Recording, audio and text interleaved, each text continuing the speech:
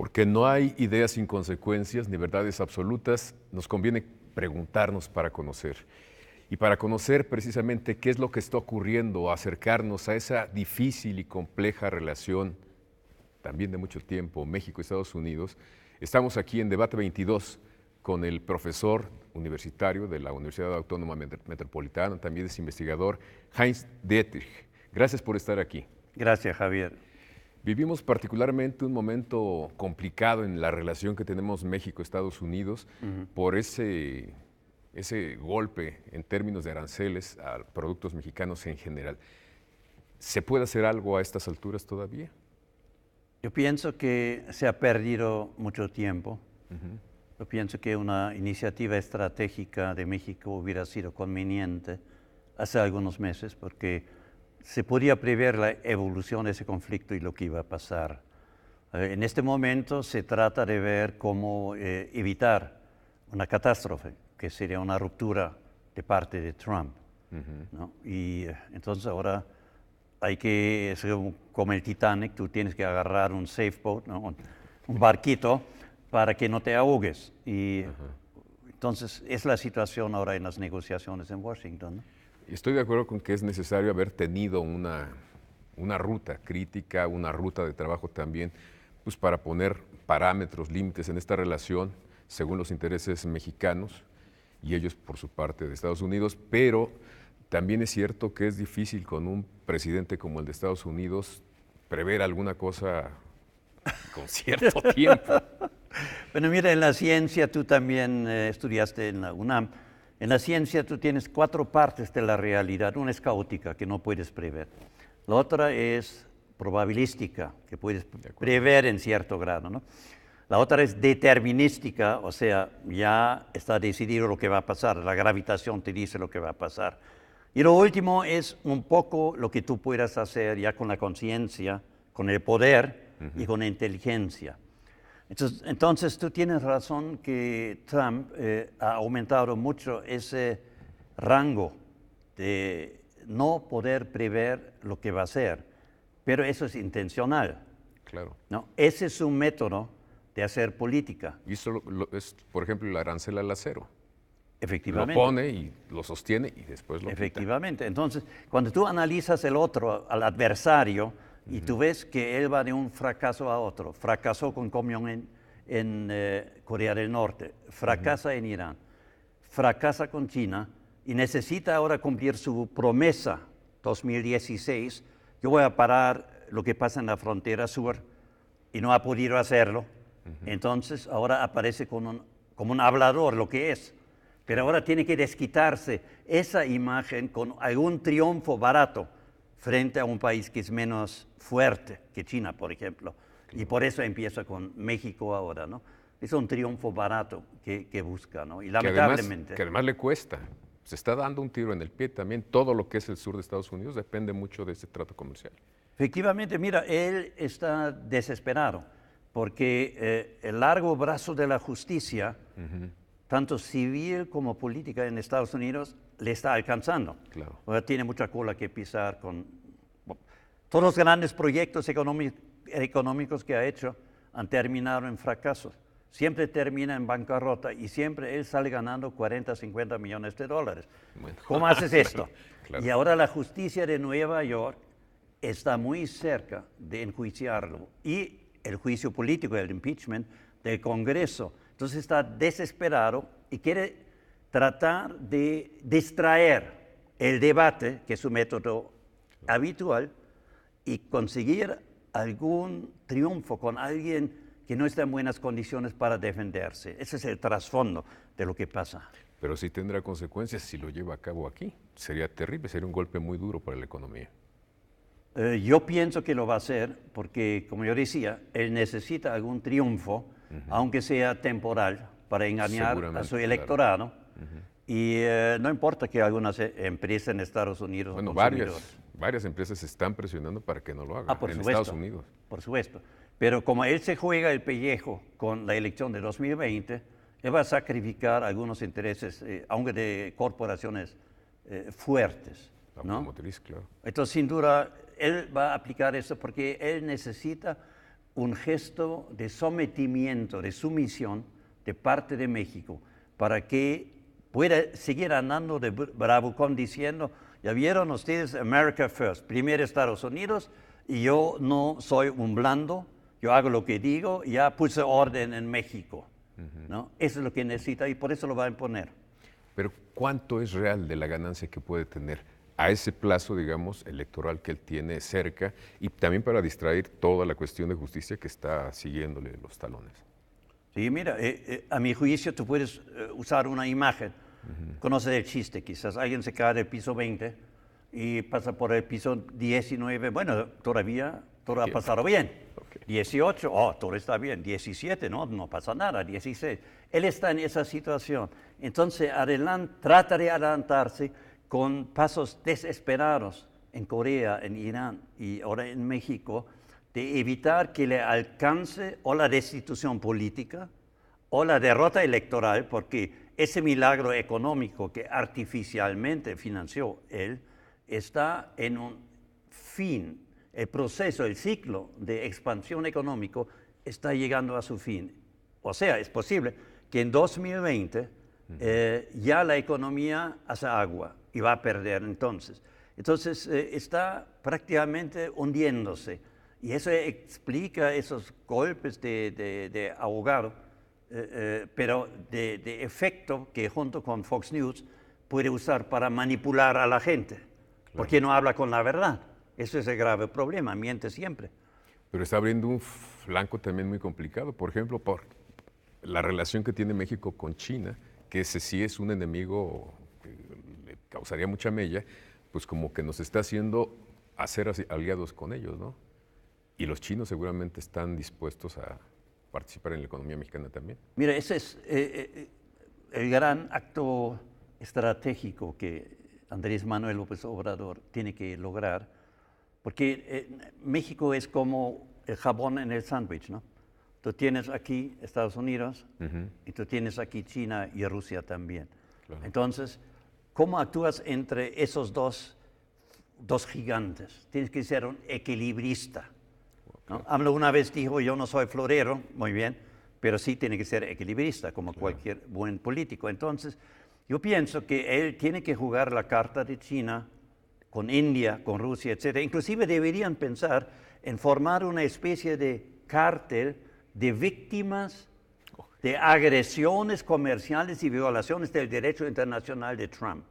Yo pienso que estamos en el momento que hay que organizar esto y dentro de la ONU, entonces, tener un frente común contra ese rufián del neighborhood, ¿no? del barrio. Tenemos que ir a un corte, Heinz. ¿Cómo regresamos contigo. ¿Cómo no?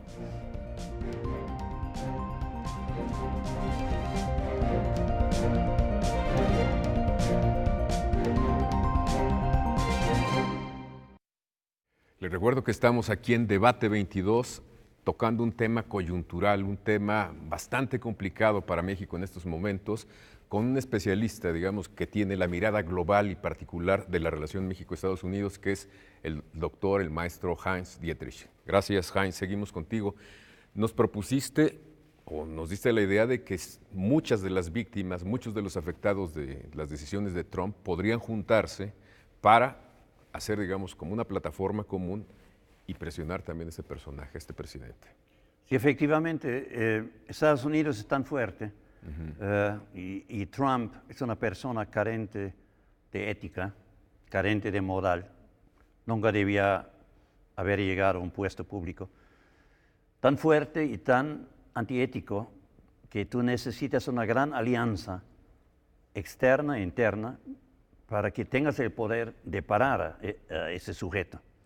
Y la única manera es, y él comete el error, Javier, que cometió Hitler. Hitler era extremadamente fuerte, pero hizo la guerra con todo el mundo. Y tú no puedes ganarle a todo el mundo. Claro. Y ese es el error de Trump, porque ya agredió a India, a la Unión Europea, a Irán, a Corea, a China, ahora a México. Entonces, Japón está afectado también. Entonces tú ya tienes un ensemble, un grupo de países que ven que con ese tipo no puedes hablar ni negociar. Y hasta con Canadá, ¿no? Y Canadá con- está convocando a no Por supuesto. consumir Por productos de Estados supuesto, Unidos ¿no? un día. Ese tipo solo reacciona a una cosa que es el poder. Ajá. Él mismo lo documentó ahora en la respuesta a la carta de AMLO. Dice, yo no quiero dialogar, yo quiero acciones. O sea, tú haces lo que digo o... Esas son las acciones. Haz lo que yo digo. Claro, no hay nada que negociar ni hablar. Entonces, ese tipo no quiere hablar, entonces los otros países tienen que unirse para decir, entonces nosotros no tenemos nada que hablar contigo. Si tú quieres la guerra por la fuerza económica, financiera, diplomática, mediática, te enfrentamos. Y eso lo va a parar. Pero no es fácil organizar esos países, porque él chantajea a todos. No, mira, la India, un país con 1.000 millones de personas, compraba gasolina a Irán. Trump hace las sanciones a Irán y India dice, yo voy a seguir comprando, no me importa. Pero ahora ya se echaron para atrás, ya cancelaron las compras a Irán. Claro. ¿No? Entonces, por eso tú necesitas esa alianza para parar a ese agresor inmoral que es Trump. Hay un tema también que es la justificación de su desplante y es el tema migratorio, que es un tema que está afectando no solo a México, sino a todo el mundo. Claro. Las migraciones las vemos en Europa de una manera increíble. Hay artistas que han documentado, como Ai Weiwei, con su obra plástica, porque es un tema que está reventando en todas partes. También ese podría ser, digamos, un elemento para el gobierno mexicano para construir otro tipo de relación frente a Donald Trump. Yo pienso que sí. Mira, detrás de la destrucción de la Unión Europea está el pensador, el estratega Stephen Bannon de Trump, que fue su asesor electoral, etc. Después trabajó en la Casa Blanca. Y su misión es prácticamente destruir la Unión Europea. Por eso trabaja con la derecha en Francia, en Italia, etcétera, etcétera. Entonces hay un proyecto global de Trump. No es que haga una locura aquí y allá, es un proyecto pensado y global, que el alcalde de Londres ahora comparó con el fascismo histórico. Dice, Trump hace lo que hizo el fascismo histórico. Bueno, Lo que tú dices también. lo que yo digo. Entonces, por inferencia, eso es el fascismo del siglo XXI. No viene con los uniformes negros de los italianos, por ejemplo, de Mussolini, o los color café de los nazis. Viene en otra forma, pero la esencia es la misma. Devolver, dice Bannon, el poder al Estado Nacional, porque la burocracia internacional no arregla nada. ¿Y por qué dice esto al Estado Nacional? Porque el Estado Nacional más fuerte del planeta es el suyo, Claro. ¿no? Entonces, hay que tomar eso en cuenta. Yo creo que hay dos aspectos que hay que mencionar, Javier. Uno es que es un gran negocio la trata de seres humanos, tanto en Europa Claro. como aquí en América. Y la otra es que hay intereses políticos. Yo no excluyo que haya intereses políticos oscuros que fomentan ese incremento de las caravanas para perjudicar al gobierno mexicano. Qué bueno que lo dices porque México siempre ha sido un país de tránsito de Centroamérica, Sudamérica hacia Estados Unidos y también hay muchos mexicanos que migran en busca de mejores condiciones, pero las caravanas que hemos visto son realmente, parecen armadas, ¿eh? Es un negocio económico de criminales, a mi juicio, y es un negocio político porque los sectores que quieren perjudicar ese proyecto de la Cuarta Transformación se benefician con esto y ya lograron lo primero que querían, un enfrentamiento con Trump. Yo pienso que un error del gobierno ha sido de no destapar esa cloaca y decir quiénes están detrás de esto, quién ganan dinero y quiénes ganan capital político con esto. ¿Quiénes son los que ganan, Heinz? Bueno, económicamente, obviamente, es el crimen internacional que es mundialmente organizado. Sí, pero hay una parte política también que medra con eso. Por supuesto, los neoliberales que perdieron los grandes ingresos. Cada día sale en la prensa las cifras de los dineros que se expropiaron al bien público mexicano y terminaron en bolsillos privados. Esto, por supuesto, no pueden estar felices con la situación que es ahora, donde todos tienen que acatar la ley. Luego hay sectores en Estados Unidos que no pueden estar nada feliz con tal de que el gobierno mexicano, junto con el uruguayo y la Unión Europea, no participe en el Grupo de Lima para una invasión militar a Venezuela. Claro. ¿No? Porque, como decíamos antes, Javier, no respetan el derecho internacional. Y por eso México apela al derecho internacional constantemente.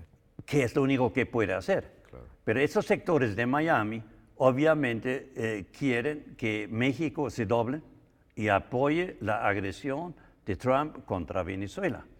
Y de pasada quieren obviamente quedarse con Cuba. Pues una vez en la televisión cubana me preguntaron, ¿y por qué la agresión? Yo dije, bueno, ustedes hagan cálculos.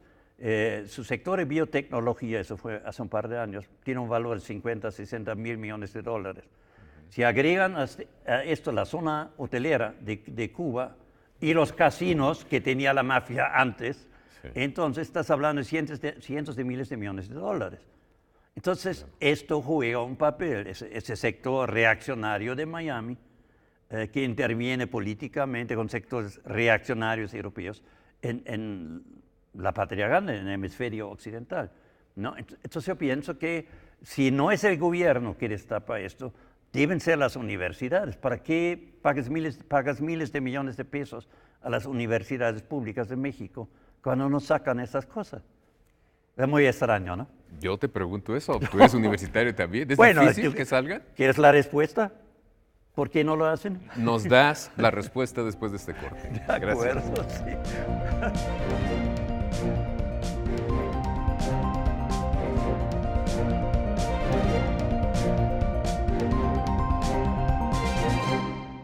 Les recuerdo que estamos con Hans Dietrich, quien nos está aproximando realmente a entender este desplante del gobierno de Estados Unidos, encarnado por el presidente Trump, con México. Hans, nos estabas diciendo que las universidades tendrían que participar más activamente en este tipo de lecturas de lo que está ocurriendo. ¿Pueden hacerlo? ¿Tienen el presupuesto suficiente? ¿Están coordinadas? Mira, Javier, he estado 40 años en la Universidad Autónoma Metropolitana y los últimos años en la Rectoría General. En ciencias naturales tú muchas veces necesitas dinero para comprar equipos, etc. Claro. Pero en ciencias sociales no. Porque con tu pequeña laptop hoy día tú puedes hacer todos los análisis que quieres. En el Internet tienes toda la información que quieras. ¿Quién les prohíbe y quién los bloquea para analizar la realidad del país que les da de comer? Claro. Pero en lugar de hacer esto, están gastando el tiempo en libros, cuando la ciencia tiene que investigar la realidad, producir conocimiento objetivo sobre la realidad. Y no lo hacen. Entonces te preguntas por qué. ¿Quiénes son los responsables de esta situación? Es, digamos, toda la comunidad, en muchos sentidos. Por supuesto, desde arriba hasta abajo. Exactamente. Hasta el interés de los propios alumnos, ¿no? Yo me acuerdo que cuando estudié en la UNAM y supieron mis amigos que iba a estudiar con Adolfo Aguilar Sincer la relación México-Estados Unidos o Estados Unidos directamente, me decían, ¿y para qué estudias eso? O sea, les parecía realmente muy exótico, ¿no? Y yo creo, como tú, que sí se tiene que generar conocimiento para también entender nuestro entorno y transformarlo. Sin duda. Sin duda. Tú tienes un instituto que tiene esta perspectiva para comunicar a las universidades, a los institutos. ¿Dónde está su sede? La sede está en la Ciudad de México, estaba originalmente en la Rectoría General de la UAM, pero nos hemos independizado, estamos parte en la Universidad Autónoma Chapingo, ahora vamos a hacer un convenio con la Universidad de Puebla, etc. En el fondo es una red mundial ahora de investigación que trabaja con China, con la mejor universidad de Asia, que es la Universidad Tsinghua en Beijing. Voy a ir en 4 semanas, invitado allá, con Rusia, donde acabamos de hacer un gran congreso mundial hace 2 meses con la Academia de Ciencias de Rusia, o sea, 2 de las superpotencias científicas. Entonces, nosotros trabajamos con esas grandes instituciones y durante mi tiempo en la Rectoría General he tratado de lograr que abramos la cooperación con esas superpotencias. Pero ha sido imposible porque las burocracias en las universidades son como una losa de concreto.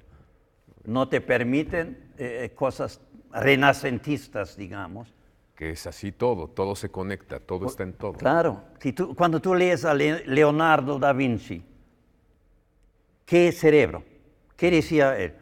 Cuando se hace praxis sin teoría, es como un marinero que aborda un barco sin compás y sin un timón. Entonces, él no sabe dónde va a terminar. Entonces, flota el barco de esa manera en lugar de estar siendo conducido en una praxis científica, patriótica, democrática, hacia el siglo XXI. Esa es la triste situación que tenemos. El presidente López Obrador dice, ahora que dices del timón, que tenemos timón y tenemos timonel.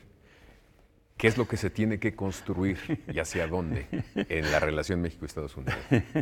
Lo que hay que construir, Javier, es conocimiento. Generar conocimiento. Yo pienso que sí. Yo pienso que esa reacción tardía frente al golpe, al zarpazo de Trump, demuestra que el gobierno... Es una lección para nosotros, entonces. Sí, es un autogol prácticamente, ¿no? Porque se podía prever que iba a ser algo así Trump. Lo que falta, a mi juicio, son institutos de investigación de excelencia. En Estados Unidos tú tienes 18,000 institutos de investigación estratégica, think tanks, como lo llaman ellos, ¿no? En América Latina tú no tienes ni uno que valga la pena. O lo que se llama en los militares, en la política, la sala situacional, que te analiza la realidad para decir, en 2 semanas va a pasar tal y tal cosa, en 6 meses esto, en 1 año esto. Y tú no tienes nada comparable en América Latina. Es decir, tú tienes un gran cuerpo criollo, pero sin cabeza y previsión de lo que va a pasar. Bueno, tú tienes un mirador realmente privilegiado, con toda la información, con todo el conocimiento que tienes. ¿Qué es lo que tú ves que se acerca de esta difícil situación en México con Estados Unidos? Yo pienso que Trump, como es su costumbre, va a sacrificar a cualquiera que no le es funcional para volver a ganar en las elecciones de 2020. Y si él piensa que puede sacar capital político golpeando a México, lo va a hacer. Entonces, no hay que tener ilusiones. Una sociedad de clase, como todas de hoy, es una selva social darwinista. Los de los colmillos más largos imponen su ley. Entonces no hay que tener ilusiones ni en China sobre lo que va a pasar, ni en Rusia, ni acá. Porque en China, por ejemplo, están calculando qué van a hacer si en algún momento Estados Unidos trata de cortarles el suministro de petróleo. 80% lo importa, pero están previendo. Claro. Y eso es lo que falta en América Latina. ¿Y qué tenemos que hacer ahora? Ya sé que estamos tarde, llegamos tarde a la reflexión y a la acción. El gobierno debería fundar varios institutos de investigación científica de excelencia. El problema es, tú no puedes encargar esto a las vacas sagradas académicas, porque son convencionales, viven bien, son burócratas, y tú necesitas sacar gente fresca. Entonces, yo en un artículo reciente sobre el problema de la educación, yo decía al presidente, invita a 10 científicos geniales del mundo y pregunta cómo debe ser una universidad del siglo XXI. No puedes confiar en lo interno. Invita a Noam Chomsky, el lingüista más importante. Claro. No, invita a Jack Szostak, premio Nobel, que yo traje a la UAM. Invita a la gente de China, etc. Y esos 10 te pueden contestar 6 preguntas. ¿Cuál es el tamaño óptimo de una universidad? ¿Qué tipo de carreras tienes que enseñar? Entre sociales, tecnológicas, etcétera, etcétera. Eso no te va a costar nada. Y tú vas a tener entonces un parámetro y comparas lo que dicen las fuerzas internas, tanto de la inteligencia académica, a los sindicatos, a la derecha, a quien sea. Pero esto te da un marco de referencia de vanguardia internacional para medir lo que puedes y debes hacer internamente. Y eso no le cuesta nada. Inclusive, yo ofrecí en ese artículo de contactar a esa gente, porque prácticamente conozco a todos, y entonces seguro que van a contestar lo que el presidente necesita, que es información de vanguardia y objetiva para optimizar las decisiones estratégicas. Eso es lo que falta. Eso es lo que es urgente, generar conocimiento. Muy urgente, muy urgente.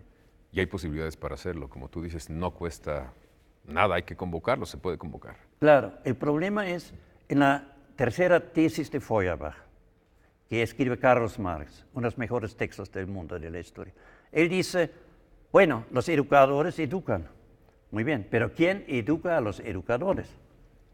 Okay. Entonces puede decir, los profesores enseñan, pero ¿quién enseña a los profesores? Tú siempre tienes ese problema de que hay un estrato que no recibe educación o se niega. El presidente tiene que romper esto. Y por eso decía, invita gente internacional para no depender de las estructuras de poder académicas internas. De las inercias internas, claro. Ese es el término, las inercias internas. Tienes que superarlas. Mira al mundo desde los ojos de la vanguardia científica mundial. Y eso te da el parámetro para construir el futuro en la educación y en todo lo que necesitas hacer. Pues muchísimas gracias. Nos has dado mucha luz precisamente para entender este problema inmediato que tenemos entre México y Estados Unidos, pero también para ponernos a trabajar y construir esas visiones de más largo plazo que son las que van a seguir siendo útiles de muchas maneras a nuestra sociedad. Gracias, Jaime. Gracias, Javier. Gracias. Los esperamos el próximo lunes aquí, en Debate 22.